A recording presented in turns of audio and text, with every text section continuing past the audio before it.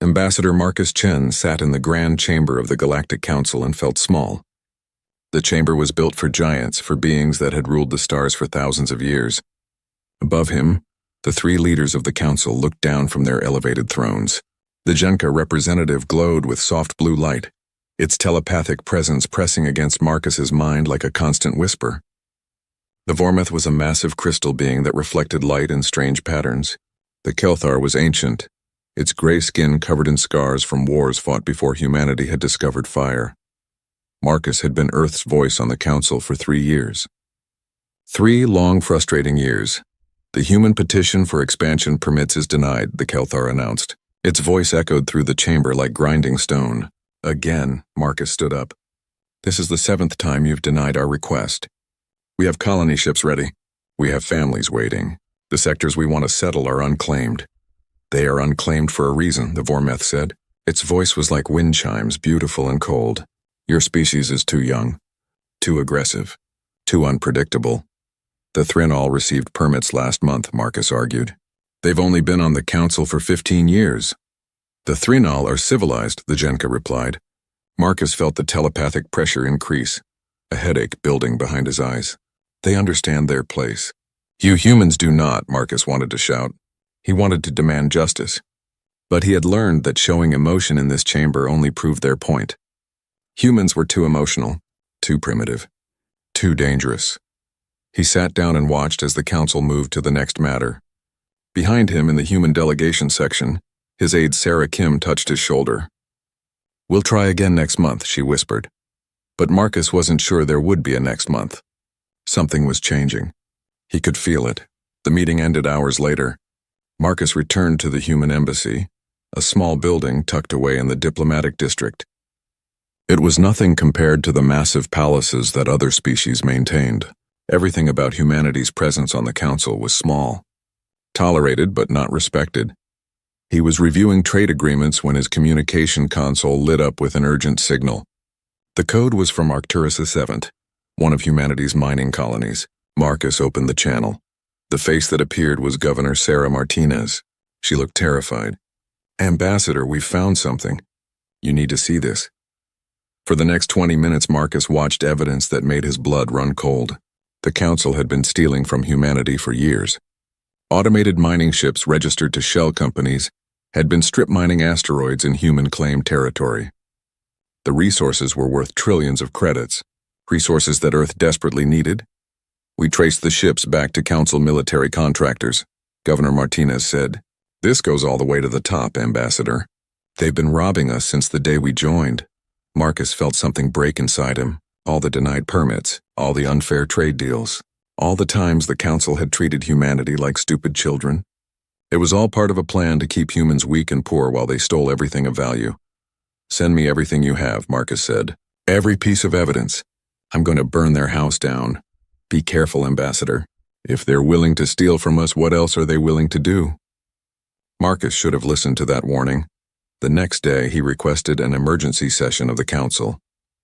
It took 3 days for them to agree. When Marcus finally stood before the assembled representatives of 847 species, he felt the weight of history on his shoulders. I have evidence of corruption at the highest levels of this council, he began. He displayed the data for everyone to see. Mining records, financial transfers, communication logs. It was all there. The chamber erupted in chaos. Some species looked shocked. Others looked away guilty. But the 3 leaders of the council remained calm. Too calm. These accusations are serious, the Kelthar said, but they come from a species known for paranoia and conspiracy theories. I have proof, Marcus shouted. You have data that could be falsified, the Vormeth countered. Human technology is primitive. You could have made mistakes in your analysis. Marcus couldn't believe what he was hearing. Mistakes? These are your ship registration numbers, your financial accounts. The Genka's telepathic voice filled the chamber, and every being present felt it. The human ambassador has made a grave error. He has accused this council of crimes without absolute proof. He has disturbed the peace of this chamber with wild claims. This cannot stand. What are you saying? Marcus asked.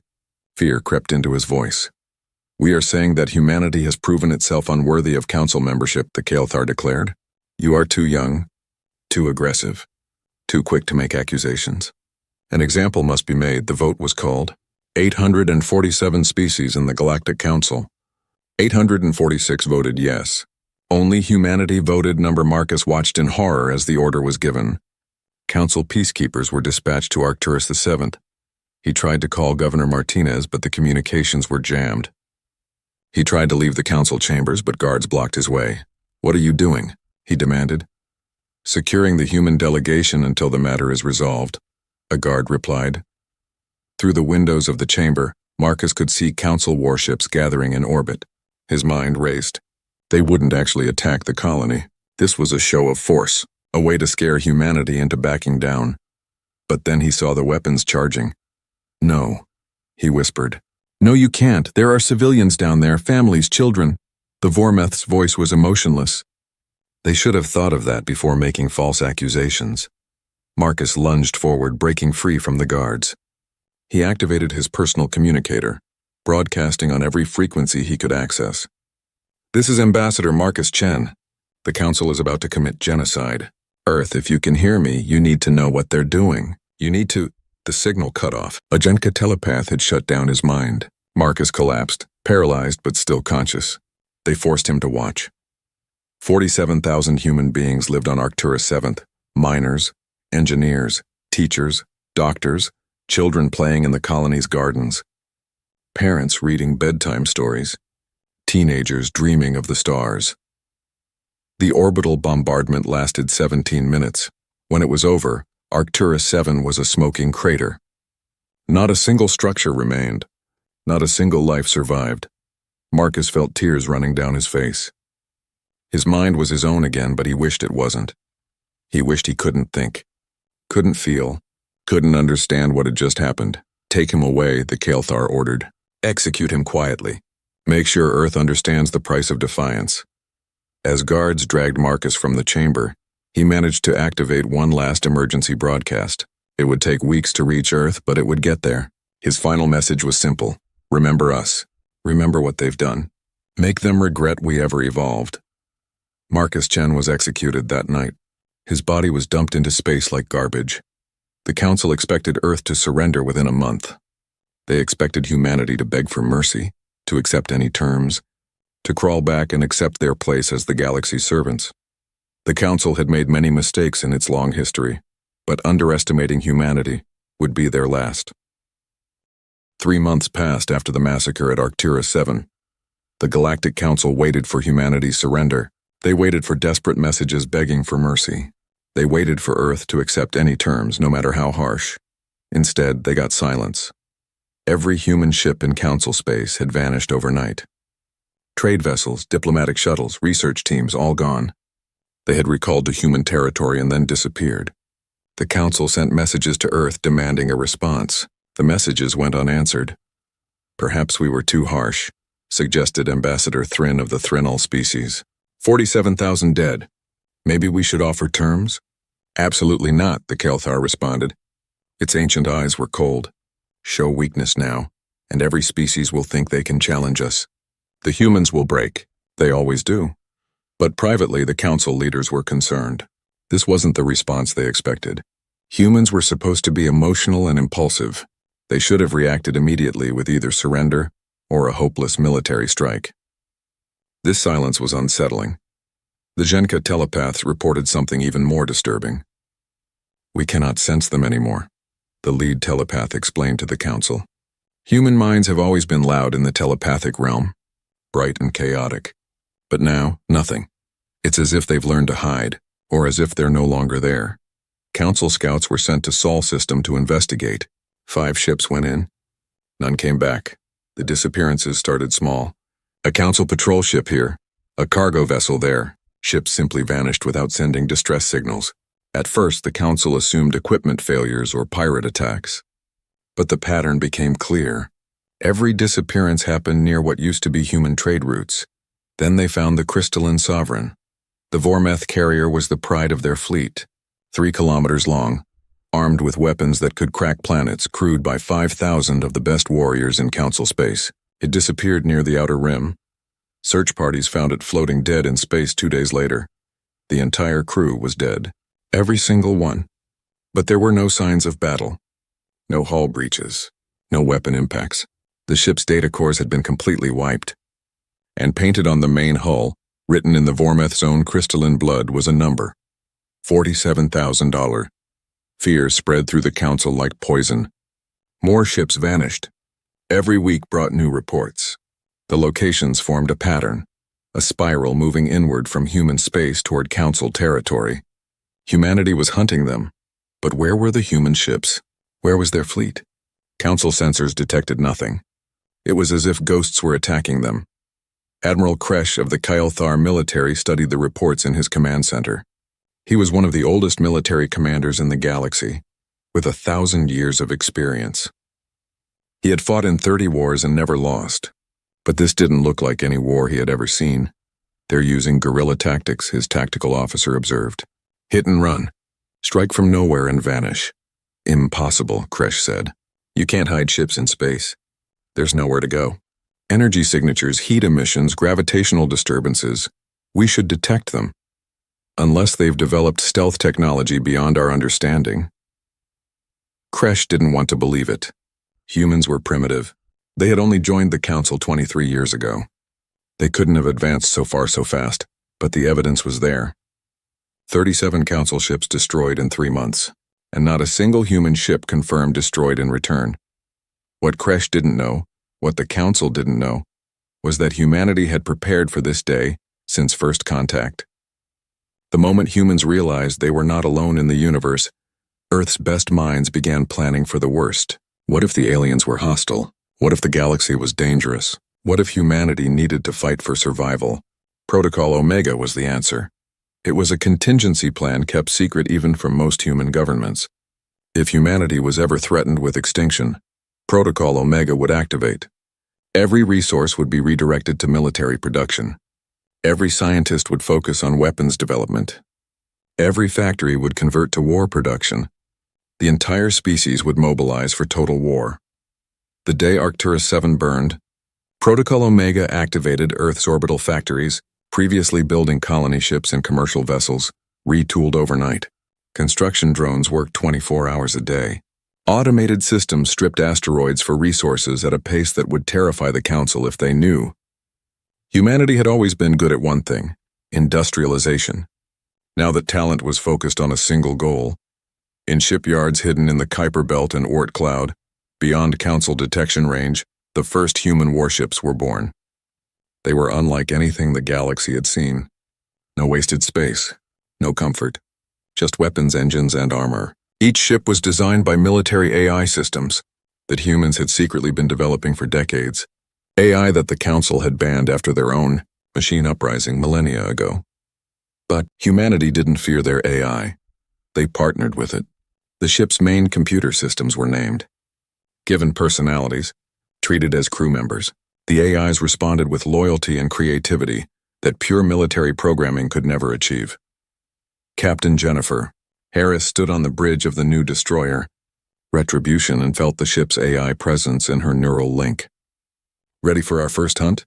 she asked. "Always ready, Captain," the AI responded. Its voice was calm but eager. "Target identified. Council patrol ship Delta 7, crew of 200. No civilian vessels in range. Good, make it clean. Make it terrifying. And leave our message." The Retribution moved through space like a predator. Its experimental stealth systems bent light around the hull. Its engines ran cold, minimizing heat signature. Council sensors couldn't detect it until it was too late. The patrol ship never had a chance. Railguns firing at 30% light speed tore through shields like paper. Boarding teams, humans in combat suits enhanced with classified technology, swept through the ship in minutes. The Council crew died quickly. Not because humans were merciful, but because this wasn't about revenge on individual soldiers. This was about sending a message before leaving. Harris's team painted a number on the hull: 47,000. The number of innocents murdered at Arcturus VII. The number that would haunt the Council's dreams. Another one marked. Harris reported as Retribution slipped away into darkness. Let them find it. Let them understand. Across human space, hundreds of ships like Retribution were doing the same work. Hunting, killing, marking. The council thought they were fighting scattered remnants of a broken species.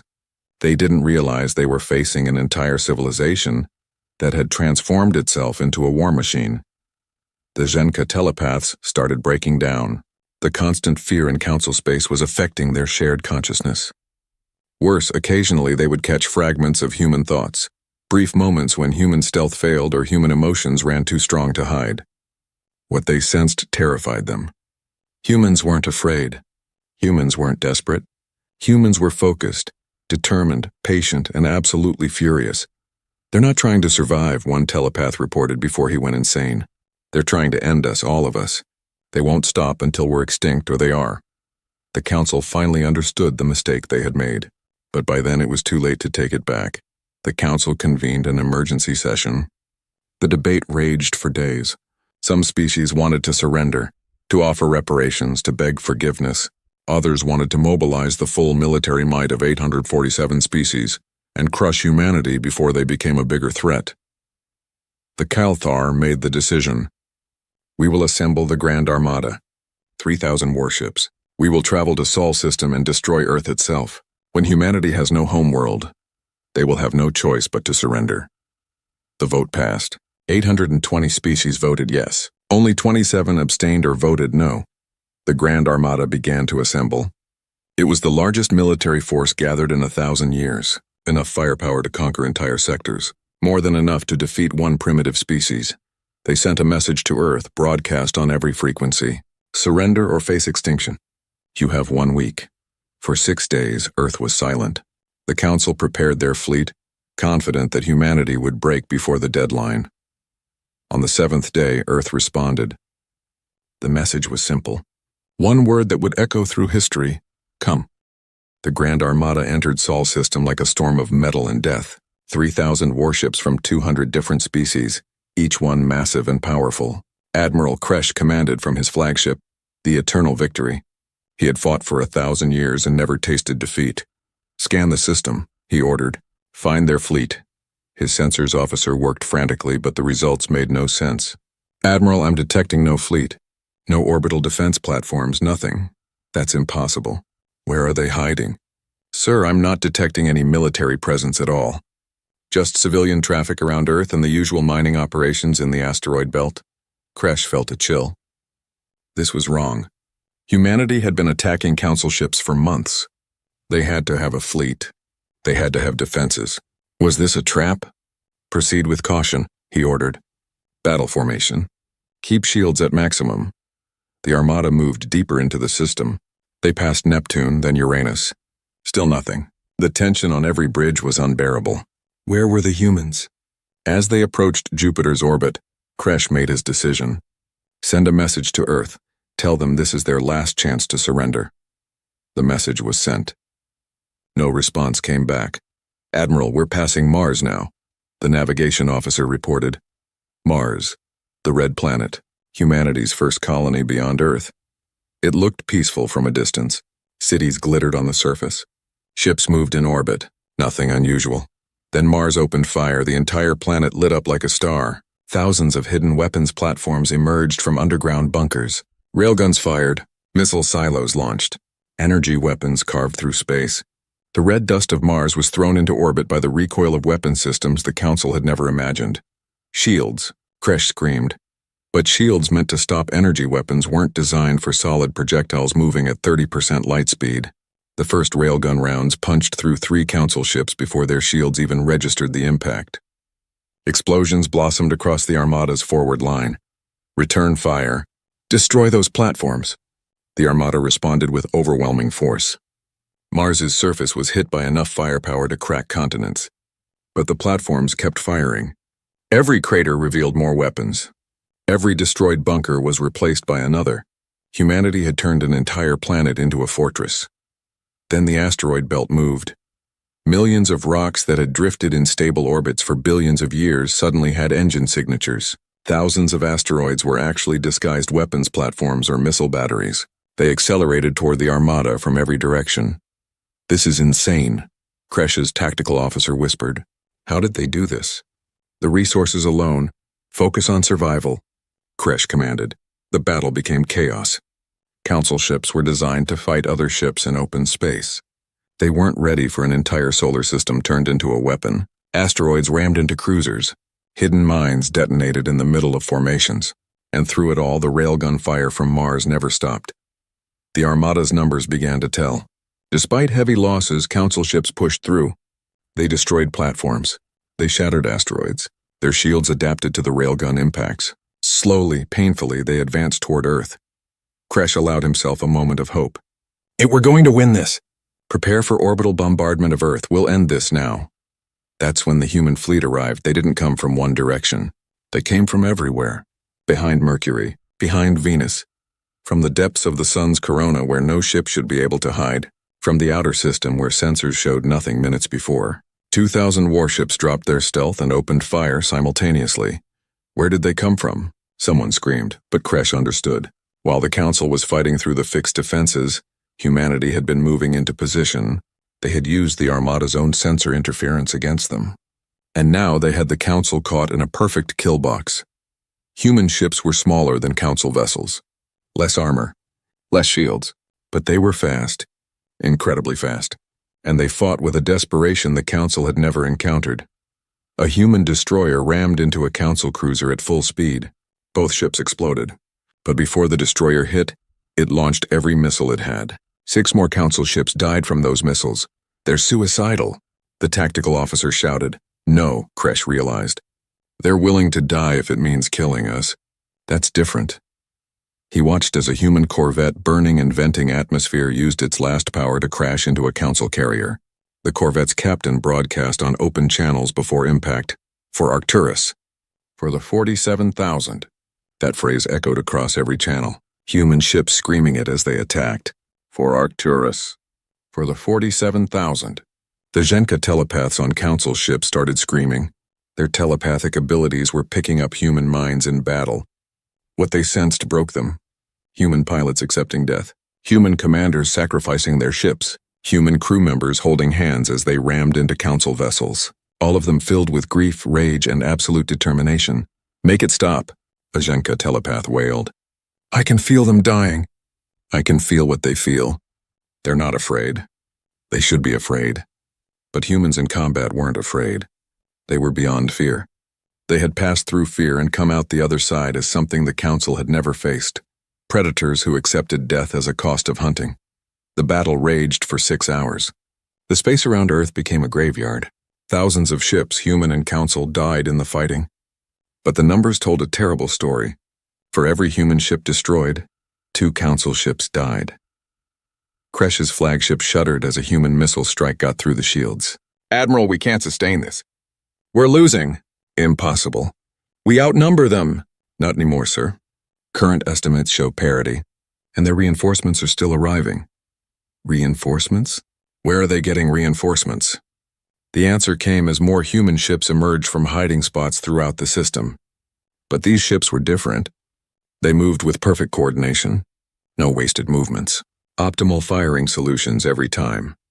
AI-controlled ships. The Council had banned artificial intelligence warfare after their own AI uprising 10,000 years ago. Every species remembered that nightmare. But humans either didn't know or didn't care. 40% of their fleet was controlled by AI systems working in perfect harmony with human commanders. A Council cruiser was destroyed by 6 AI-controlled frigates attacking in a pattern too complex for organic minds to coordinate in real time. Another fell to a single AI destroyer that predicted every defensive move and countered it perfectly. They've unleashed machine intelligence, Kresh said. They're mad. The AIs will turn on them. But the human AIs didn't turn on their creators. They fought alongside them, protected them, mourned their deaths. Something about human-AI relationships was different from what the Council had experienced. A transmission cut through the battle chaos. A human voice, calm despite the war raging around them. Council Armada, this is Admiral Rebecca Chen of Earth Defense Force. You are losing. Retreat now and you might survive. Chen, Kresh said. Related to Marcus Chen? My father. You killed him after you murdered 47,000 innocent people. That debt will be paid in full. Kresh's ship shuddered again. The shields were failing. Around him, his armada was being cut to pieces by an enemy that fought like nothing he had ever encountered. Pull back, he ordered. All ships retreat to Rally Point Theta. Admiral, we can't just retreat. No, the order went out. The Grand Armada, or what was left of it, turned and ran. Of the 3,000 ships that entered Sol system, barely 1,200 escaped. The rest were debris. Kresh sat in his command chair and stared at the tactical display. He had lost 60% of his fleet. 60%, against a species the Council considered primitive. His communications officer spoke quietly. Admiral, the human fleet is pursuing. They're not stopping at the system border. What? They're coming after us, sir.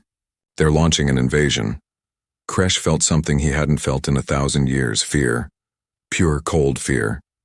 Send a message to the Council, he said. Tell them we failed. Tell them the humans are coming. And tell them, he paused, searching for the right words. Tell them we awakened something that should have been left sleeping. Behind the fleeing Council ships, Earth's orbital stations lit up with activity. More ships were launching. Construction drones were already repairing damaged vessels. The human war machine was just getting started. Admiral Rebecca Chen stood on her flagship's bridge and watched the Council flee.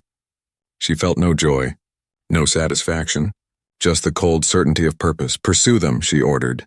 We take this war to their territory now. We find every system that supported the massacre. We make them understand what they've done. Her tactical officer hesitated.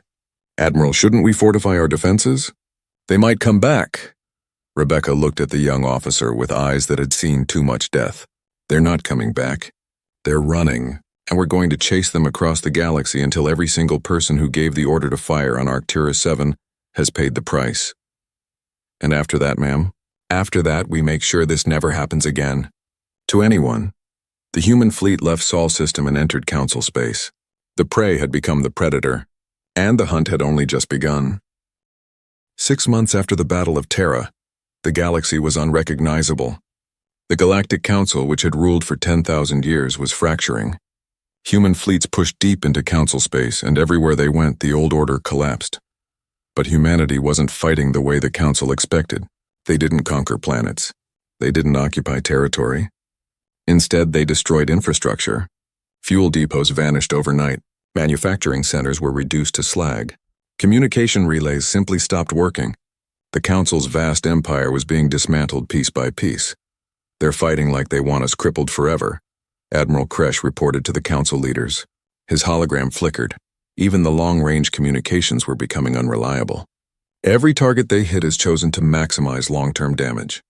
They're not trying to take our territory. They're trying to ensure we can never threaten them again. The Kael'thar looked older than its thousands of years. What about our defensive lines? Broken. Every system we fortify, they bypass. They hit supply lines instead. Our fleets are running out of fuel, ammunition, spare parts. At this rate, we won't need to fight them. We'll just stop functioning. The Vormeth leader's crystal body had lost its shine. Stress was causing fractures. How are they doing this? They were barely space-worthy 20 years ago. They're adapting faster than we can respond. Every time we capture one of their ships, we find Council technology inside, but improved. They reverse engineer everything we have and make it better within weeks. Our scientists say it's impossible. The humans do it anyway. What terrified the Council most was human psychological warfare. Every day at the same time, human broadcasts flooded all Council frequencies. For 72 hours straight, they transmitted the names of the dead from Arcturus 7. 47,000 names. Read slowly, clearly, in multiple languages. David Chen, age 7. Maria Rodriguez, age 34. James Williams, age 42. Sarah Kim, age 19. The names never stopped. Every Council citizen heard them. Every Council soldier heard them while trying to sleep. The dead of Arcturus 7 became ghosts that haunted the entire galaxy. Then came the evacuation warnings. Human ships would arrive in a Council system and broadcast a simple message. You have 24 hours to evacuate. After that, anyone remaining is considered hostile. We are coming. Some systems evacuated. Others tried to fight. It made no difference. After 24 hours, human forces would arrive and systematically destroy everything of military or industrial value. They kept their word. Civilians who left were safe. Those who stayed died alongside the soldiers. The Zhenka telepathic collective was collapsing. Their shared consciousness, which had existed for 50,000 years, was fracturing under the psychic pressure. Human emotions were too intense, too focused, too angry. The telepaths couldn't filter it out. "We're going mad," the Genka Prime reported. Tears ran down its face, something Genka were not supposed to do. "We can feel them." Millions of human minds all focused on one thing: justice, revenge, ensuring this never happens again. It's like standing next to a star. "We're burning up from the exposure. Can you use your abilities against them?" the Kael'thar asked. We tried. Human minds are wrong. Not wrong as in evil, but wrong as in structured differently. We can't control them. We can barely read them. And when we try too hard, they sense us and... The Genka Prime shuddered. "One of our masters tried to mentally attack a human captain. The human's mind fought back instinctively. The master's consciousness was destroyed. The human didn't even know what had happened. She just felt a headache." Species that had stood together for millennia began to fracture. Some wanted to surrender. Others wanted to fight to the bitter end. Civil wars broke out on 3 council worlds. The alliance that had seemed unbreakable was breaking. Human intelligence operations were everywhere. Special forces teams that had spent months studying council biology and culture infiltrated key worlds.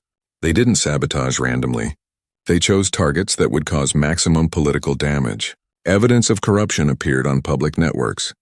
Proof of war crimes committed by council forces leaked to news organizations. Secret deals between council leaders were exposed.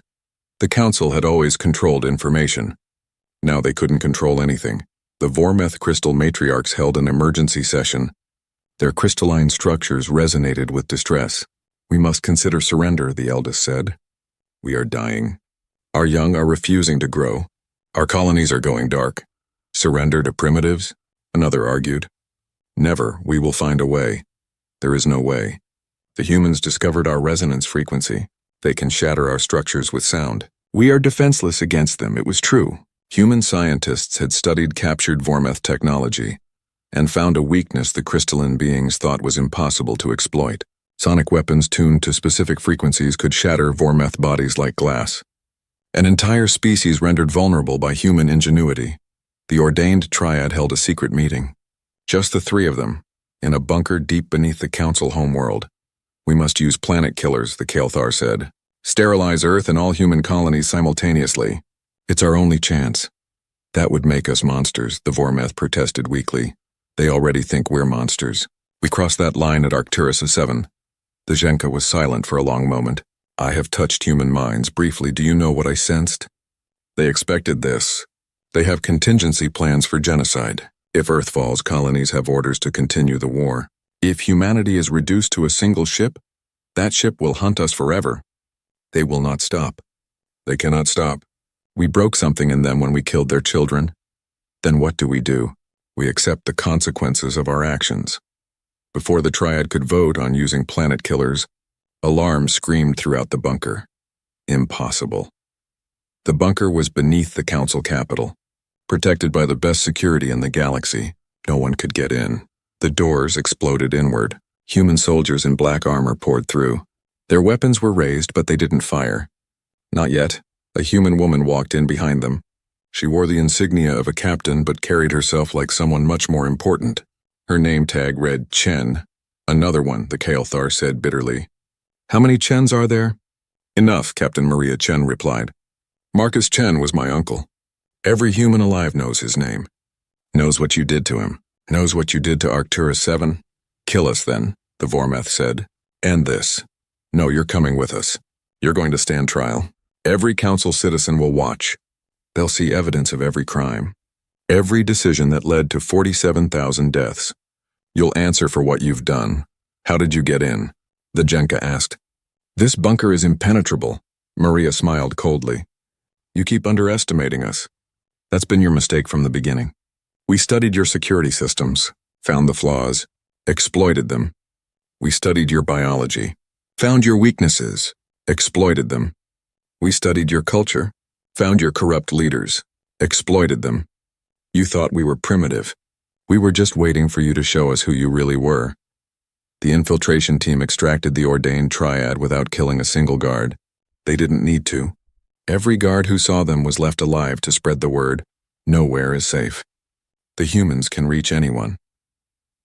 A week later, A recorded message from Earth's Prime Minister was broadcast across the galaxy. Every screen, every comm device, every public display showed the same thing.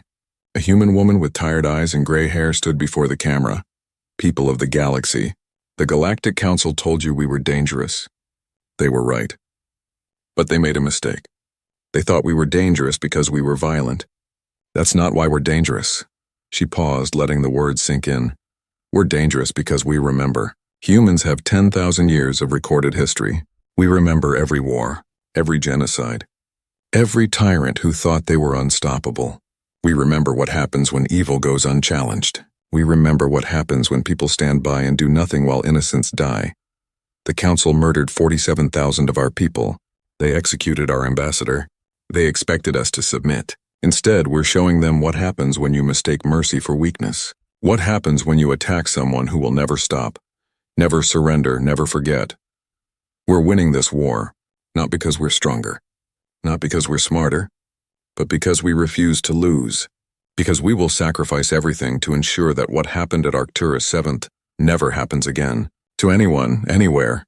The Prime Minister's expression hardened. The ordained triad is in our custody. Within a month, they will stand trial.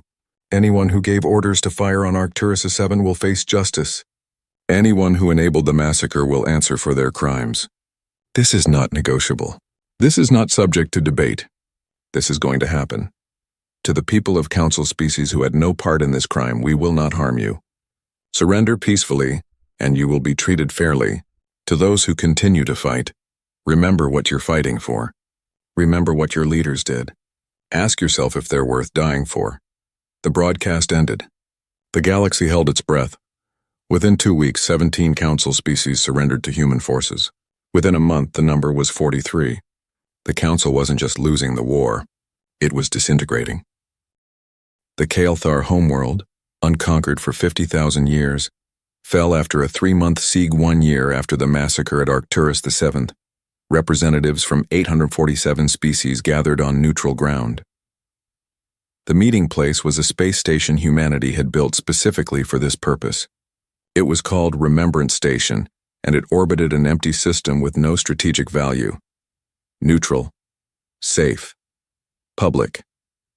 The former Council species expected harsh terms. They expected enslavement.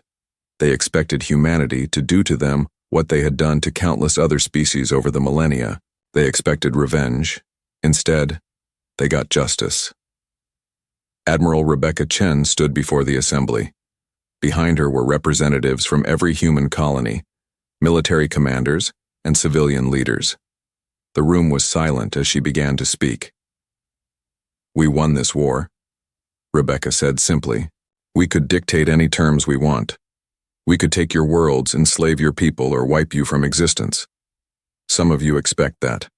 Some of you think that's what you deserve. She paused, looking across the faces of species who had learned to fear humanity. But that's not who we are. We didn't fight this war because we want to rule you. We fought because you murdered our children. You executed our ambassador. You thought we would just accept it and move on. You were wrong. Rebecca activated a holographic display. It showed the complete list of human demands. The room tensed, expecting the worst. First, full reparations for Arcturus 7th. Your governments will provide resources and labor to rebuild every human colony damaged in this war. This is not optional. Murmurs ran through the assembly. That was reasonable, expensive, but reasonable. Second, every individual who gave orders to fire on Arcturus 7 will stand trial. Every military commander who enabled the massacre. Every government official who voted for it. Every person in the chain of command. All of them will answer for their crimes. That's 2,000 people, someone protested. Some of them were just following orders. Rebecca's eyes went cold. Following orders is not an excuse for genocide. We learned that lesson thousands of years ago. Apparently, you need to learn it now. Third, the Galactic Council is dissolved permanently. In its place, we establish the Galactic Concordat. Every species gets equal representation. Decisions require majority vote, not orders from the top. And most importantly, there are new rules. The display changed, showing a document that would reshape galactic civilization. No genocide, no slavery, no targeting of civilians in warfare, no weapons of mass destruction used on populated worlds. These rules are absolute, and they will be enforced. Enforced by whom? The Thrinol representative asked nervously. By us. Humanity will maintain a military force capable of responding to any violation of concordate law. We don't want to be the galaxy's police, but we will be if that's what it takes to prevent another Arcturus 7. You're making yourselves rulers, someone accused. No, Rebecca corrected. We're making ourselves guardians. There's a difference. We don't want your governments. We don't want your resources. We want you to live in peace. And if you can't do that on your own, we'll make you do it. The room erupted in argument. Some species were grateful, others were resentful. But none could deny the reality. Humanity had won, and these were the terms. An elderly Kalthar stood slowly. He was a minor official, not one of the war criminals. Why? He asked. Why show mercy at all? After what we did to you? Rebecca was quiet for a moment. Because we remember. We remember what happens when victors become tyrants. We remember what happens when revenge becomes the goal instead of justice. We've made those mistakes in our own history. We won't repeat them on a galactic scale. But you must hate us.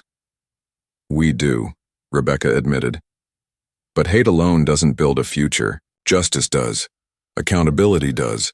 Making sure this never happens again does. So yes, we're going to punish those responsible. But we're not going to punish entire species for the crimes of their leaders. That would make us no better than the Council. The trials began 2 months later. They were broadcast across the entire galaxy, live and unedited. Every species watched as the ordained triad and 2,000 military commanders stood before human judges.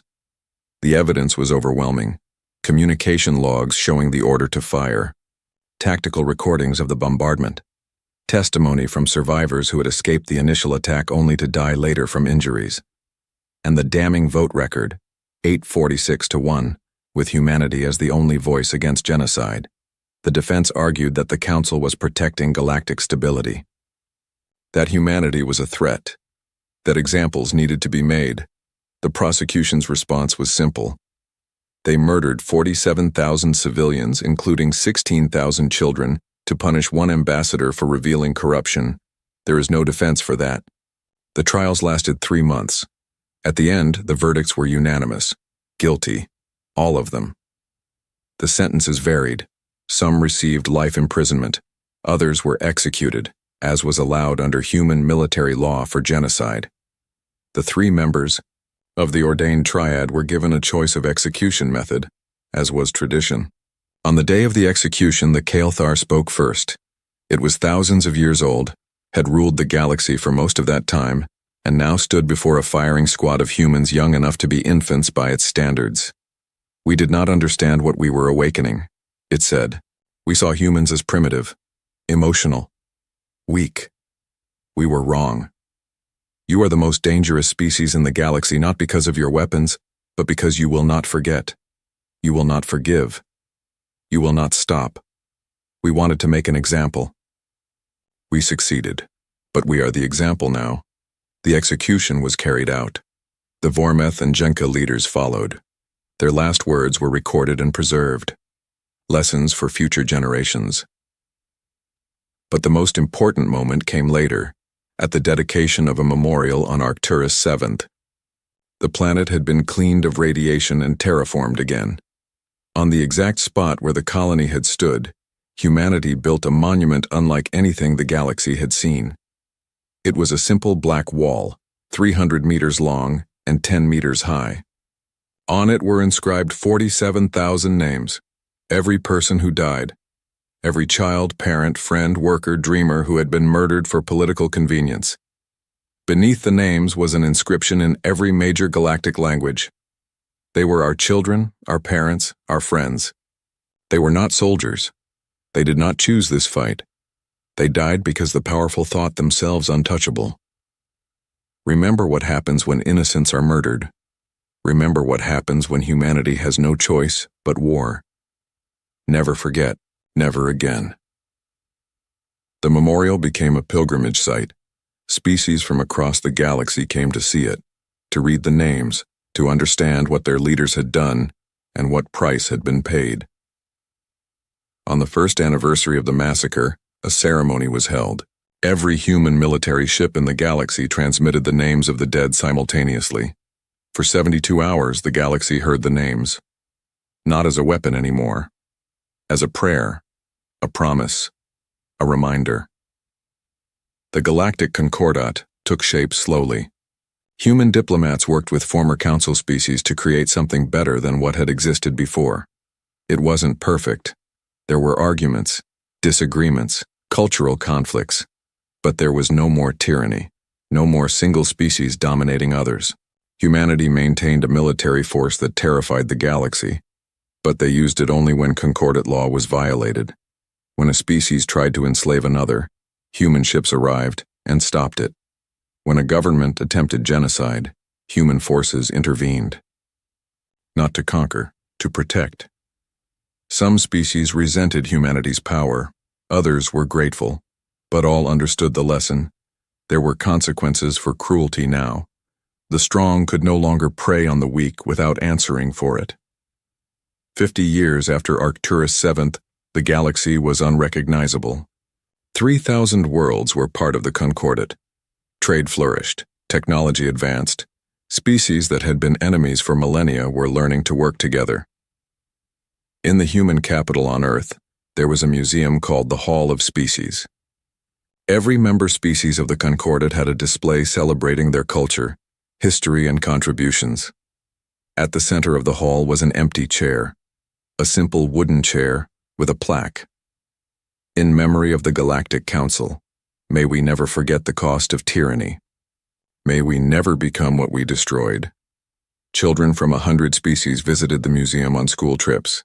They asked their teachers about the empty chair. The teachers explained, once there was a council that thought itself unstoppable, that thought itself above justice. That thought it could murder innocents without consequence. They were wrong. Captain Jennifer Harris, now Admiral Harris, stood on the bridge of her flagship and watched construction on a new Concordat station. She was old now, gray-haired and scarred from decades of war and peacekeeping. She had been there at the beginning, hunting council ships in the darkness. Now she protected those same species. A young ensign approached her. He was Vormeth, his crystalline structure still growing, still learning. Admiral, may I ask a question? Of course. Do you still hate us? For what the council did? Jennifer was quiet for a long moment. I hate what was done. I'll never forget it. None of us will. But I don't hate you. You weren't there.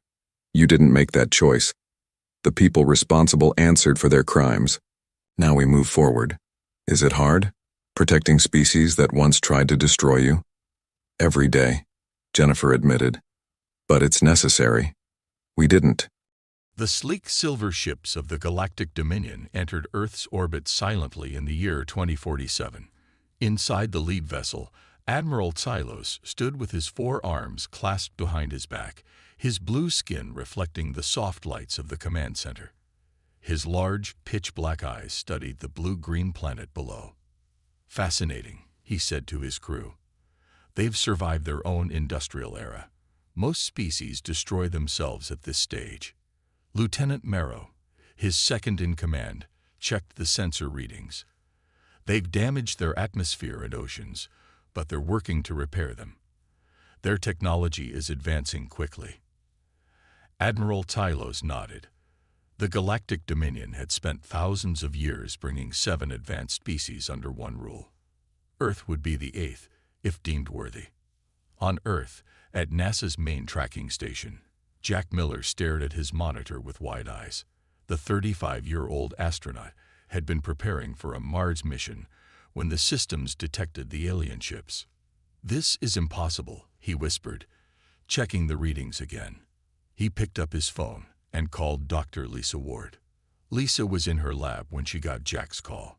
The 40-year-old xenobiologist had spent her career searching for signs of alien life. She rushed to NASA within the hour. "Are you absolutely sure?" she asked, looking at the screen showing 7 massive ships in perfect formation above Earth. Jack nodded. "They're not trying to hide. I think they want us to see them." Within 24 hours, the alien ships broadcast a message to Earth in all major languages. "We are the Galactic Dominion. We come in peace to welcome humanity to the galactic community." The world's governments panicked. Emergency meetings were called. After 3 days of chaos, the United Earth Coalition was formed to respond to the aliens with one voice.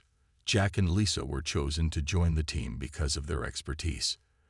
The first meeting with the aliens took place at a neutral location, an empty field in Switzerland. Admiral Silos and 3 other aliens stepped out of a small shuttle. They wore no protective gear, having studied Earth's atmosphere and found it suitable. Jack stepped forward as part of the human delegation. "Welcome to Earth," he said, his heart pounding. Admiral Silos bowed slightly. "We have watched your world for some time. Your species shows great promise." The meetings continued for weeks. The Dominion explained they ruled most of the known galaxy. They offered humans access to new technologies, medicine, and space travel in exchange for Earth joining their empire. But during the 5th meeting, something unexpected happened. A ship different from the others arrived. Its surface shimmered like oil on water, changing colors with every movement. From it emerged 3 tall, thin beings with skin that looked like polished silver. They walked with flowing grace. These were the Vesperi, a species known for their ability to see possible futures. The leader of the Vesperi, Elder Krell, requested an emergency session with the Dominion Council. The humans were asked to wait outside. Inside, Krell's voice was firm. "We must not bring humans into the Dominion," he said. "We have studied their history and biology. Their adaptability is unlike anything we have seen. In the face of threats, they do not merely survive. They transform. They are too dangerous." Admiral Silos laughed. "Every time we find a new species, your kind warns us against them. Yet the Dominion grows stronger with each edition." "This is different," Krell insisted. "Their minds work unlike ours. Where we see boundaries, they see challenges. Their bodies adapt to poisons within generations. Their societies shift forms rapidly. If threatened, they will become a force you cannot control." But the other Dominion leaders sided with Admiral Silos. Humans seemed primitive compared to them. What harm could they possibly do? When the council returned, Admiral Silos smiled at the human delegation. "We are pleased to offer Earth provisional membership in the Galactic Dominion." As the humans celebrated this historic moment, Elder Krell approached Jack and Lisa quietly. "They did not heed our warning," he said in a voice that seemed to echo in their minds. "Remember this day. Remember we tried to protect them from you." Jack and Lisa had exchanged confused looks as Krell walked away. The age of Earth's galactic isolation was over, but at what cost? 3 years passed since first contact. Earth had changed more in this short time than in the previous century. Gleaming towers with alien designs now stood in major cities. Strange vehicles floated above once crowded streets. Diseases that had plagued humanity for generations vanished thanks to Dominion medicine. Jack Miller stood on the observation deck of the transport ship, watching the swirling colors of faster-than-light travel fade as they approached Centaurus Prime, the capital world of the Galactic Dominion. He wore the blue and silver uniform of a human diplomat, a role he never imagined having when he was just an astronaut planning Mars missions. "Still can't believe we're here," said Dr. Lisa Ward, joining him at the window. Her new title was Head of Human Xenobiology Exchange, but Jack still called her Lisa. 50 humans about to walk on an alien capital world, Jack said with a smile. "My grandfather would have called me crazy if I told him this would happen in my lifetime." The ship docked at an enormous space station. Through the windows, they could see dozens of different alien ships and beings of all shapes moving about. The human delegation gathered their things and prepared to disembark. Admiral Silos, now with gold bands on his uniform marking his promotion to High Commander, greeted them at the airlock. "Welcome to Centaurus Prime," he said, "your new home away from home." Over the next few months, humans surprised the Dominion at every turn. Jack learned to speak 3 alien languages in weeks, while the other species typically took years to master new tongues. Lisa's research team made breakthroughs in cross-species biology that veteran Dominion scientists had deemed impossible. The humans adapted to alien food, alien gravity, and alien customs with remarkable speed. Many Dominion officials were pleased, seeing human potential as an asset. Others grew concerned. One evening, Jack was studying Dominion political structures in the library when Elder Krell of the Vesperi appeared silently beside him. Jack had not seen the silver-skinned being since the first meetings on Earth. "You learn quickly," Krell said, his voice still having that strange echo quality. "Too quickly." Jack closed his data tablet. "Is that a problem? We're trying to be good members of the Dominion." Krell's face showed no expression, but his voice carried concern. "Your people adapt faster than any species we have encountered. Already you understand technologies it took others centuries to master." "Isn't that a good thing?" Jack asked. "It is dangerous," Krell replied. "The balance of power in the Dominion took thousands of years to establish. Your kind disrupts this balance merely by existing." He leaned closer. "We've foreseen the consequences. Conflict is inevitable when a species evolves faster than governance can contain them." Jack frowned. "We don't want conflict. We just want to be equal members." "Equality was never the Dominion's purpose," Krell said before gliding away. The next day, High Commander Xylos hosted a celebration for the human delegation. His enormous residence overlooked the capital city, a sprawling metropolis of impossibly tall towers and flowing architecture. "To our human friends," Xylos announced, raising a glass filled with glowing blue liquid, "in just 3 years, you have proven yourselves worthy additions to the Dominion. Your adaptability is remarkable." The aliens in attendance applauded politely, but Jack noticed several exchanging concerned glances. Later that evening, Jack overheard Xylos speaking with another high-ranking official, a reptilian being named Drav. "The humans are learning too quickly," Drav hissed quietly. "The Vesperi warnings may have merit." Xylos waved his concern away.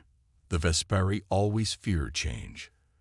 Their influence in the Council has grown too strong. These humans are helping me demonstrate that. With human support, I can finally push back against Vesperi control." "And if the humans become too powerful?" Drav asked. Xylos's black eyes narrowed. "Then we will remind them of their place in the order of things." Jack slipped away before they noticed him. He found Lisa analyzing alien plant samples in her temporary lab. "We need to be careful," he told her quietly. "I don't think the Dominion sees us as equals. We're just pieces in their political game." Lisa looked up from her work. "Then we'd better make ourselves too valuable to lose," she said with determination. "Knowledge is power, even among the stars." 1 year into human integration with the Dominion, everything changed. Jack was in a meeting with other diplomats when the room shook violently. Emergency alarms blared throughout the building. Screens on the walls showed a massive explosion at Proxima Station, a major research facility where many humans worked. The death count reached into the thousands. Among the dead were 15 humans who had been studying alien technology. Within hours, evidence appeared suggesting human involvement in the attack. This security footage shows a human entering the restricted area just before the explosion, said a Cyrillian security officer, playing a grainy video for the Dominion Council. Jack watched in disbelief. The figure on screen wore a hood, but moved like a human. Something felt wrong about the whole situation. The Council's response was swift and harsh. All humans in Dominion space were now subject to new restrictions: limited access to technology, confined living areas, constant monitoring, and travel restrictions.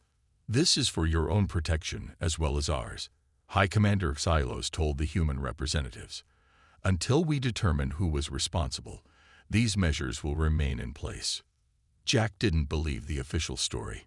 He found an unlikely ally in Commander Tella, a female Cerulean officer who had worked with humans on joint security projects. The evidence was processed too quickly. Tella told Jack during a secret meeting in a maintenance tunnel. Someone wanted humans blamed immediately. Together, they began investigating. They discovered deleted security logs, witness statements that had been altered, and strange gaps in the official timeline.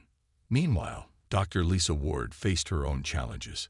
Her lab access was revoked, and her research team was disbanded. But she found ways to continue her work using simple tools in her living quarters. Other human scientists did the same, sharing information through coded messages in seemingly innocent communications. 3 months into their investigation, Jack and Tella made a breakthrough. They discovered a hidden communication channel used by a group calling themselves Dominion Purity. The messages revealed a conspiracy involving high-ranking military officials who believed humans were advancing too quickly. The attack was planned to give them reason to restrict us, Jack told Lisa during a brief, careful meeting in a public garden where they pretended to be strangers passing by. They want to slow down human progress. But the most shocking discovery came 2 months later. Tella accessed classified military logs showing that High Commander Silos had known about the Dominion Purity Group's plans, but had done nothing to stop them. He wanted the attack to happen, Tella explained, her blue face darker with anger. He saw it as a way to keep humans controlled while still using your abilities for Dominion advancement. Jack and Tella prepared to present their evidence to the Council. They carefully compiled everything they had found, making multiple copies hidden in different locations. But the night before their scheduled hearing, security forces broke into their quarters. Jack Miller and Commander Tella, "You are under arrest for sedition against the Dominion," announced the lead officer. As they were led away in restraints, Jack spotted Elder Krell watching from the shadows. The Vesperi's silver face showed no emotion, but he spoke directly into Jack's mind. "The conflict we foresaw has begun." Lisa heard about the arrests through the humans' unofficial communication network. She knew she had to act quickly. The evidence Jack and Tella had gathered was too important to lose. That night, she met with a group of human scientists and friendly aliens in a forgotten maintenance room deep below the capital city. "Jack and Tella have been arrested for discovering the truth," she told them. "We need to help them, but we also need to prepare for what's coming. If they would frame us for an attack and then arrest those who find the truth, what will they do next?" One of the scientists, a quiet engineer named Sam Tucker, spoke up. "Then we better start building something they won't expect." Lisa nodded. "They think restricting our access to technology will slow us down." She smiled slightly. "They have no idea what humans can do with limited resources when our backs are against the wall." 6 months passed under Dominion restrictions. Humans were now confined to small sections of each Dominion world, living in areas surrounded by security barriers. They had limited access to basic technology and were watched constantly. But the Dominion's effort to control humans had an unexpected effect. Instead of breaking their spirit, it sparked their creativity. In her small apartment, Lisa worked with a group of human scientists. They sat around a table made from simple materials, yet on it sat a device unlike anything the Dominion had seen. "It works," said Gray Powell, a communications expert with a thin face and quick hands. "We tested it yesterday. The quantum signature is completely different from Dominion tech. Their sensors can't detect it." Lisa picked up the small device. It looked like a simple bracelet, but it could send messages instantly across vast distances without using any known communication channels. "How many can we make?" she asked. "With the materials we can get, about 200, Gray replied. "Not enough for everyone, but enough for our key people." Across the room, Debbie Collins, a biologist with curly red hair, looked up from her workstation. "The medical sensors are working too. They can monitor vital signs and warn of Dominion surveillance tech nearby." Lisa nodded. Human ingenuity was flourishing despite the restrictions, or perhaps because of them. Meanwhile on Earth, Things were changing. The United Earth Coalition had spent months preparing for possible conflict. Sam Tucker led the engineering teams that worked on adapting the limited Dominion technology humans had been allowed to keep. Sam stood in a massive underground facility in what used to be a mining complex. Around him, workers swarmed over the hull of a ship unlike any built on Earth before.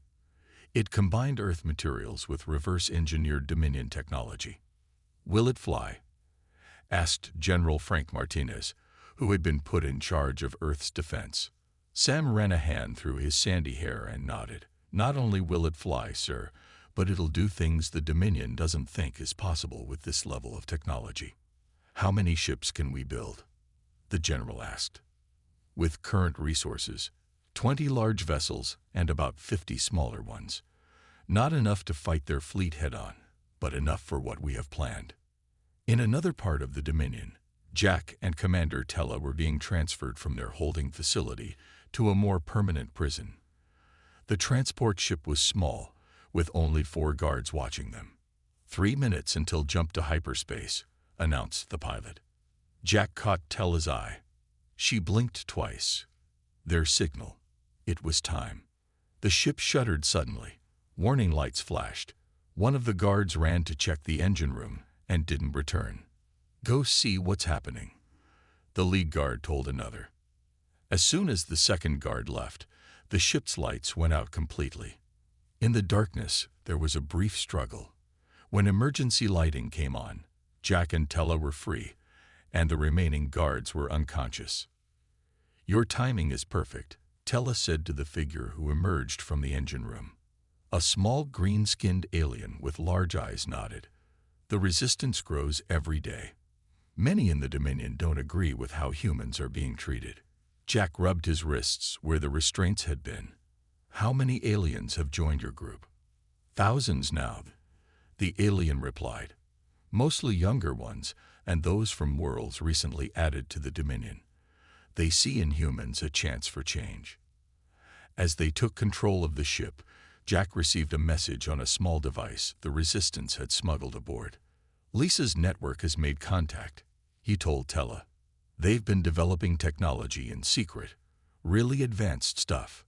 Tella's blue face showed surprise. "How?" "The restrictions." "Exactly," Jack said with a smile. "The Dominion thought restricting access to advanced technology would hold humans back. Instead, it forced us to innovate, to find new approaches they never considered." Far away, in the completely abandoned Vesperi section of Centaurus Prime, Elder Krell received a secure message. He read it, and then sent a reply to Lisa's hidden network. "We warned them. Now we offer you this choice: surrender and be subjugated, or reveal your true nature and face the consequences." High Commander Xylos stood before the Dominion Council, his blue skin now adorned with new medals and ranks. He had been promoted again to Grand Marshal of all Dominion forces. The large chamber was filled with representatives from the 7 main species of the Dominion. The Vesperi seats remained empty, as they had for months. "The human problem requires a final solution," Xylos announced. "I am implementing the Human Containment Doctrine effective immediately. All humans will be relocated to Colony World 147, where they can be properly monitored and controlled." The council members murmured among themselves. A tall, plant-like being stood up. "Is this really necessary? Many humans have contributed valuable research and discoveries." Xylos's black eyes narrowed. "Need I remind the council of the Proxima Station attack? Of the human spies we have caught? Of their rapid technological adaptation that threatens our security?" He slammed a fist on the podium. "The decision is made. Security forces are already moving to collect the human delegation." At that same moment, in the human diplomatic quarters, alarms began to sound. Peter Nash, the head of the human delegation, received an urgent message on the secret communication device Lisa's team had created. "They're coming for all of us," he told the 20 other diplomats gathered in the common room. Jack Miller just sent warning. Outside, they heard the heavy footsteps of Dominion security forces approaching. Susan Grant, A former military officer turned diplomat moved quickly to a painting on the wall. She removed it and pressed her hand against the surface behind it. A hidden panel slid open, revealing equipment that shouldn't have existed under the restrictions. "Everyone take what you need," she ordered. "We have 2 minutes before they break through the main door." The diplomats grabbed small devices, weapons disguised as everyday objects, and compact tools. They had prepared for this day. When the security forces broke through the door, they found an empty room with a single message projected in the air. "You should have listened to the Vesperi." Across the Dominion capital, similar scenes played out. Humans who had been living under tight restrictions suddenly vanished, using technology that shouldn't have been possible for them to create. Grand Marshal Silos received the reports with growing rage. "How is this happening? Find them," he shouted at his commanders. "Deploy all available forces." Dominion ships raced to intercept the fleeing humans, but they encountered strange difficulties. Navigation systems failed. Weapons wouldn't fire. Communications broke down. On his command ship, Xylos watched in disbelief as his massive fleet struggled against an enemy that seemed to be everywhere and nowhere. "Sir," reported a nervous officer, "the humans aren't just running away. They're attacking our key systems." "That's impossible," Xylos snapped. "They don't have the firepower." "They're not using firepower, sir. They're using our own systems against us. Small teams of humans are disabling critical infrastructure across the capital. They've planted devices that exploit weaknesses in our technology." Xylos stared at the tactical display as red warning lights spread across it like a disease. How could they know these weaknesses? "They've been finding them all along, sir," the officer said quietly. "While we watched them, they were studying us more carefully." The situation grew worse when sensors detected a fleet of ships approaching Dominion space. Xylos expected to see stolen Dominion vessels, but instead, the ships were of completely unfamiliar design. "Identifying marks show they're from Earth," said the sensor officer. "But this can't be right. They're moving faster than should be possible with Earth technology." Sam Tucker stood on the bridge of the lead Earth ship, the Defiance. It was Earth-built but enhanced with adapted Dominion technology. Around him, a crew of humans worked confidently at stations that blended Earth interfaces with alien concepts. "All ships report ready," his second-in-command reported. "The Dominion fleet is in disarray, just as Jack's team promised." Sam nodded. "Send the message to all Dominion frequencies." On every Dominion ship and station, screens suddenly changed to show Elder Krell of the Vesperi. His silver face was solemn as he spoke. "We warned you of their nature. Humans don't just adapt. They thrive on adversity. You have created your perfect enemy." What began as an escape quickly turned into something more. Humans across Dominion space activated plans they had been developing in secret for months. They called it Operation Prometheus, a name from human mythology about bringing fire to humanity. Now, humans were bringing fire to the stars. Jack Miller and Commander Tella set up their base in an abandoned mining facility on a small moon. Once a Dominion outpost, it had been empty for years. Now it buzzed with activity as humans and alien allies worked together. "The latest reports are coming in," Tella said, her blue skin looking pale under the harsh lights. "Human teams have disabled 30 major Dominion systems already. Their security forces don't know which way to turn." Jack nodded as he studied a holographic map showing Dominion space. Points of light blinked where human operations were underway. "And Lisa's broadcast?" he asked. "Going out on all channels now," Tella replied. "Every world in the Dominion will see the truth." On planets and ships throughout Dominion space, screens suddenly changed to show Dr. Lisa Ward. Behind her were documents, videos, and data files. The evidence Jack and Tella had gathered before their arrest. "People of the Dominion," Lisa began, "you've been told that humans are dangerous, that we destroyed Proxima Station, that we are enemies of peace." She paused. "What you haven't been told is that your own leaders arranged the attack on Proxima Station to frame humans. Here is the proof. The broadcast showed clear evidence of the conspiracy. It included messages between Grand Marshal Silos and the Dominion Purity Group, plans for the attack, and proof that human DNA had been planted at the scene. On many Dominion worlds, especially those that had been more recently brought under Dominion control, people began to question their loyalty. Several local governments sent messages to the Council demanding answers. Jack coordinated with these sympathetic worlds. "We don't want to destroy the Dominion," he told a group of alien representatives via secure channel. "We want to reform it, to create a system where all species are truly equal." Sam Tucker and the Earth Fleet moved strategically through Dominion space. They avoided major military installations, instead targeting communication hubs and supply lines. The Dominion commanders expected traditional warfare, direct confrontation with their superior numbers and firepower. But the humans fought differently. "They're using tactics we've never seen," complained a Dominion fleet commander to Grand Marshal Silos. "They don't try to match our strength. They find weak points we didn't even know existed." Silos had retreated to his command fortress on the Dominion throne world. His rage grew with each report of human success. "Enough of this," he shouted, smashing a display screen. "Prepare the elite armada. We will end this by destroying the source, Earth itself." Silos gathered his most powerful ships and his best commanders. The elite armada was the pride of the Dominion. 1,000 warships with technology far beyond what humans had ever seen. They set course for the Sol system, Earth's home. "Once we destroy their homeworld, these human vermin will understand their place," Xylos told his officers. "They may have clever tricks, but they cannot stand against our true might." As the armada prepared to depart, a junior officer approached Xylos nervously. "Sir, we're receiving strange reports from our advanced scouts near Earth." "What reports?" Xylos demanded. "They say Earth's defenses are unusual, not what our intelligence suggested.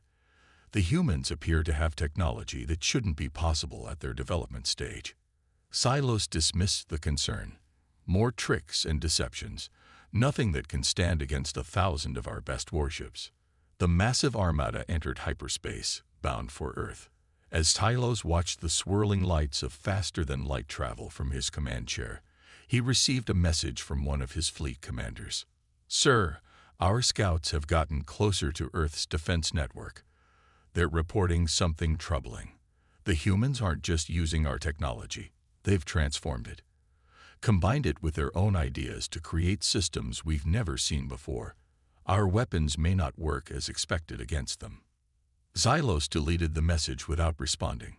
No human cleverness could stand against the might of the Dominion.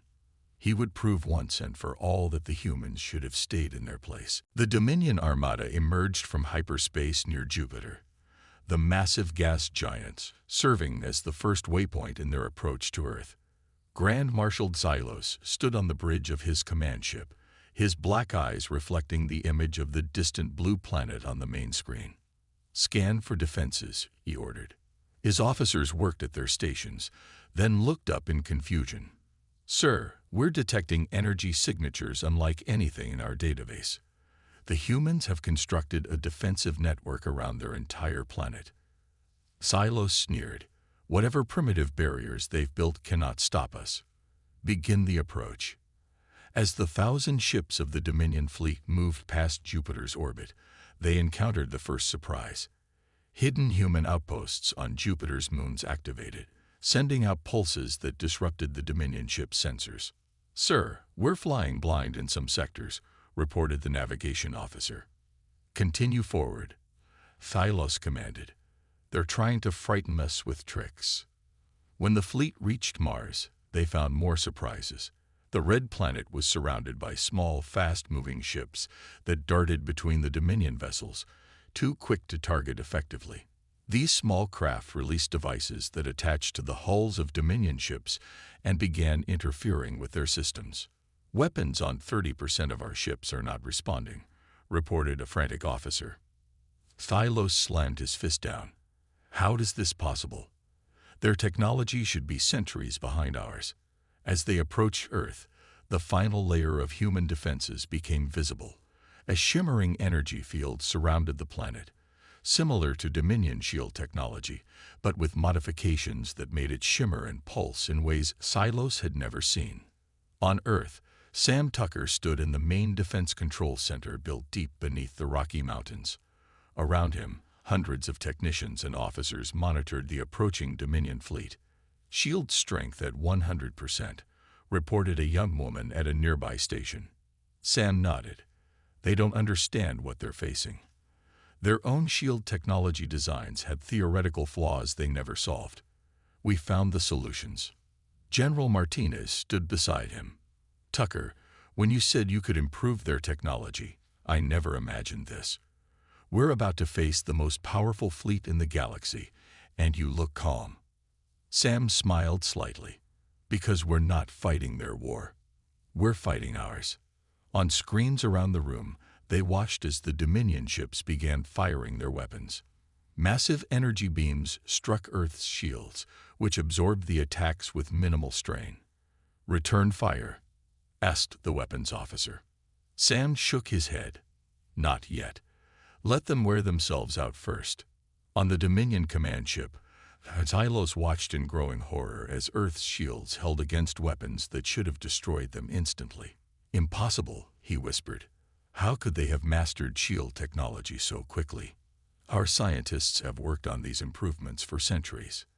His thoughts were interrupted when an officer shouted, "Sir, we're detecting a small vessel approaching our ship at high speed. Destroy it." Silos ordered. "Weapons can't lock on. It's using some kind of stealth technology we can't penetrate." The small ship docked with Silos' command vessel despite all efforts to stop it. Security alerts blared throughout the ship. Silos drew his energy weapon. "Find the intruders and kill them," he shouted to his security teams. But the intruders were not attacking as expected. Instead, they moved directly to the ship's communication center. Security cameras showed Jack Miller, Commander Tella, and a small team of humans and alien allies. What are they doing? Silos wondered. His answer came moments later when every screen on his ship changed to show Jack Miller's face. Not just on his ship. The same broadcast appeared on every vessel in the Dominion fleet. "Attention Dominion forces," Jack said calmly. "We have accessed your command ship's data core. We are now broadcasting Grand Marshal Silos' private communications to every ship in your fleet." What followed was damning evidence. Silos' secret plans to use the conflict with humans to eliminate his political rivals, his orders to stage the Proxima Station attack, and his ultimate goal to rule the Dominion himself. As the broadcast continued, Silos saw his officers looking at him with shock and anger. His authority was crumbling with every word Jack spoke. At that moment, sensors detected a new fleet arriving. The ships were unlike any seen before. Sleek vessels that seemed to shimmer and change shape slightly as they moved. "The Vesperi have come," Commander Tella said quietly. Elder Krell's voice echoed across all communications channels. "This is the moment of choice for both civilizations. The paths diverge here." Silence fell across the Dominion fleet. The evidence of Grand Marshal Silos' betrayal had shocked everyone. On the command bridge, officers looked at their leader with new eyes. This was not the honorable commander they had sworn to follow. Commander Vrax, leader of the fleet's 2nd Division, stepped forward. "Grand Marshal Silos, in light of this evidence, I request an immediate ceasefire with the humans." Silos drew his weapon. "Traitor, I will destroy Earth and anyone who stands with these humans." Before he could fire, Commander Tella moved quickly, striking Silos' arm. The weapon clattered to the floor. Security officers who had once protected Silos now moved to restrain him. "This conflict ends now," Commander Vrax announced to all ships. "Stand down weapons. We have been deceived." As the Dominion fleet powered down their weapons, the Vesperi ships took position between the two forces. A shuttle departed from the main Vesperi vessel and docked with the Dominion command ship. Elder Krell entered the bridge, his silver skin gleaming under the lights. "The moment of truth has arrived," he said. "Now both sides must decide what comes next." Jack Miller stepped forward. "We don't want war with the Dominion. We never did." "Then what do you want, human?" asked Commander Vrax. "A new beginning," Jack replied. "Not as rulers or subjects, but as equals." The discussion moved to a conference room. Jack and Commander Tella presented terms not of human victory, but of reformation, a new galactic agreement that would respect the uniqueness of each species. "The Dominion structure is flawed," Jack explained. "It values conformity over diversity. Humans believe our differences make us stronger together." On Earth, Lisa Ward led a delegation of Dominion scientists through a research facility. The visitors watched in amazement as she demonstrated human scientific achievements, breakthroughs made while under restriction. "You limited our access to advanced technology," Lisa explained, "so we were forced to find new approaches. Sometimes having fewer resources leads to greater creativity." One Cerulean scientist shook his head in wonder. "In a few months, with limited tools, you solved problems we've studied for centuries." Lisa smiled. "That's the human way. We don't just survive challenges. We grow because of them." In orbit, Sam Tucker guided Dominion engineers through one of Earth's defense ships. He showed them how humans had taken alien technology and improved it by combining different approaches. "Your shield designs were nearly perfect," Sam explained, "but they worked on only one principle. We combined elements from 3 different Dominion species approaches. No single species would have fought to do this because each was committed to their own method." A Dominion engineer touched the control panel with reverence. "You've created something entirely new." "That's what humans do best," Sam replied. "We take existing ideas and transform them." 3 days later, representatives from all parties gathered on a neutral space station. The Dominion Council, Earth leaders, and the Vesperi sat together as equals for the first time. They signed the document that would forever change the galaxy. "Today, the Galactic Dominion is no more," announced Commander Vrax. "In its place, we established the Interstellar Covenant, built on principles of equality, diversity, and mutual respect. The old hierarchy would be replaced by a new system where each species contributed according to their strengths. The Central Governing Council would include representatives from all member species, including humans." As the ceremony concluded, Elder Krell approached Jack, Lisa, and Sam. The Vesperi's face remained unreadable, but his voice carried a hint of satisfaction. "We warned them about you," Krell said. "Now they understand why. But the question remains, do you understand yourselves?" Jack looked confused. "What do you mean?" "Your kind possesses remarkable power, the ability to transform whatever you touch. This can build wonders or bring destruction." Krell's silver eyes seemed to look beyond them. "The Dominion feared change. They sought control. You humans embrace the unknown and reshape it." Lisa nodded slowly. "That's why you warned them. Not because humans are dangerous by nature, but because we force change wherever we go." "Precisely," Krell agreed. "And now the true test begins. Not whether you can survive in the galaxy, but whether the galaxy can survive you." As the Vesperi Elder walked away, the 3 humans looked out at the stars. For the first time in human history, the entire galaxy lay open before them, not as a place to conquer, but as a universe to transform. "We'd better get it right," Sam said quietly. Jack nodded. "We will. That's the other thing about humans. We learn from our mistakes."